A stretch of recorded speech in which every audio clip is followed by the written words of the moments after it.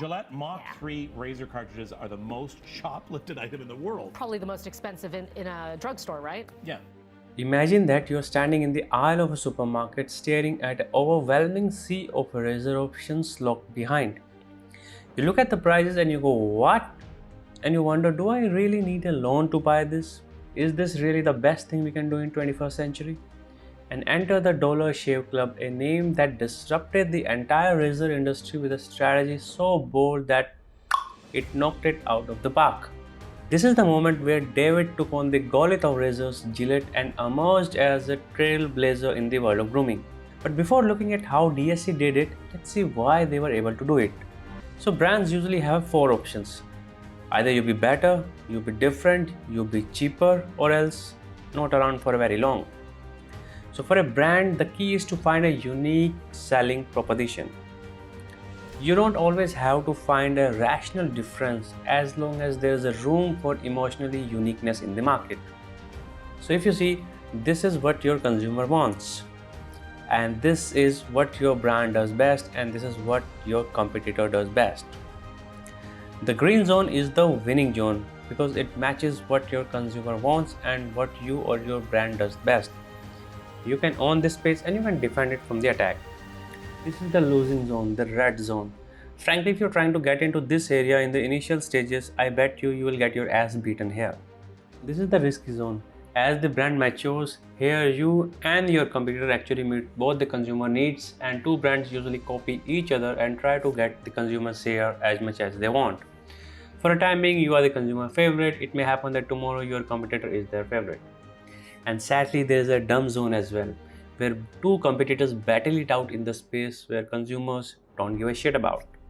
Now, before you get a demotivated feeling that you cannot start your business, well, hold your horses. Now, even if there is a large shark, you can still create a business if you can win a small space.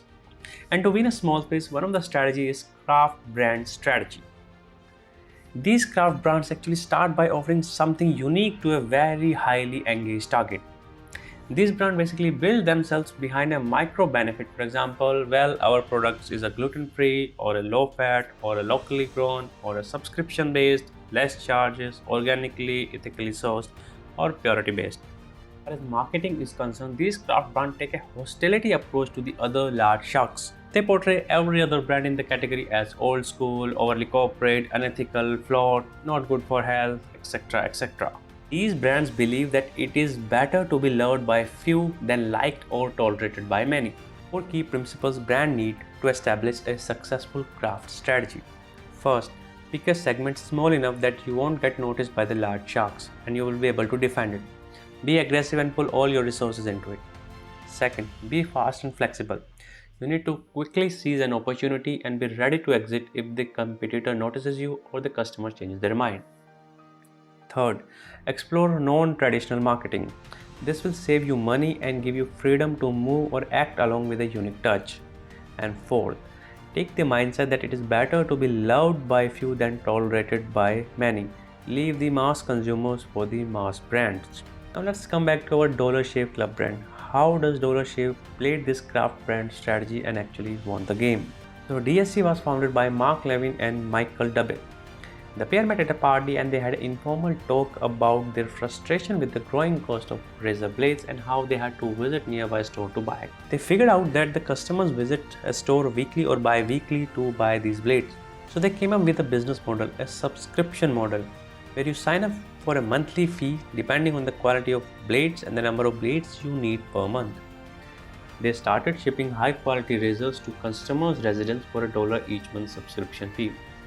And they started charging $3 to $9 depending on the quality of the razors, which was way cheaper than the Gillette's $20 per month price. The promise was simple: a cheap shave with a quality razor and the convenience of doorstep delivery.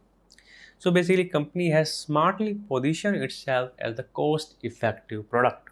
This process of delivering grooming product at your doorstep at lesser cost was way convenient for the customers in comparison to the retail store, and that was their craft. When they started out, they know they were going against one of the biggest consumer wallet brand in the market, the Gillette. At that time, Gillette's global sales were in billions. Now with sharks like Gillette having billions of dollars of sale, They don't care much about any brand making few millions. That sale level should not even be enough to make Gillette to lose an ounce of sleep. DSC then tapped into a goldmine called video marketing. In 2012, company uploaded this YouTube video featuring CEO Mike W, who delivered a speech in a sarcastic manner, taking a potshot at the big shop. The YouTube video attracted an unanticipated amount of traffic, which actually crashed the company's server in the first hour. Now, this tagline may undoubtedly alienate many people, but it made young male audience love them. And even after over a period of time, their marketing playbook never changed. They had a humorous content conveying their unique selling point of convenience, cheaper sales that actually made the difference. For example, this tagline, "Shave time, shave money," it actually speaks directly to the customer's pain point, that is the hassle and the expense of buying razor blade. And not only that, the DSC successfully connected with its customer at a more emotional level. So when you sign up for the club, you actually get a personalized welcome email that welcomes you in the community and explain how you can get more out of it. You can actually get monthly newsletters, offer emails, and more importantly, some secret community jobs. The quality of their razor could never match Gillette's, but it did not have to. The price reduction and increase in the convenience made customers willingly to forego a higher quality product for a good enough product. And not only that, DSC expanded that small curved space by not only restricting it to just razor blades but other grooming products as well. And by the time Gillette even started noticing, well, they could not do too much about it. They cannot change their entire business model to counter DSC. Gillette can't risk launching their own subscription model because it would drastically upset the major retailer that would then retaliate with delisting the Gillette product and reduce support. Within a few years, Gillette's market share went from 75% to around 50% in the USA, which was then captured by the DSC. And you know what's the interesting thing? The DSC never manufactured the razors. They procured those razors from the Korean manufacturer Dorco and then fulfilled the customer's order through a partnership with third-party logistic companies. The subscription model, along with direct-to-consumer approach, actually cut down their distribution cost in exchange for a commitment to the continuous purchase. And 5 years after the launch, Unilever actually paid $1 billion to acquire the Dollar Shave Club.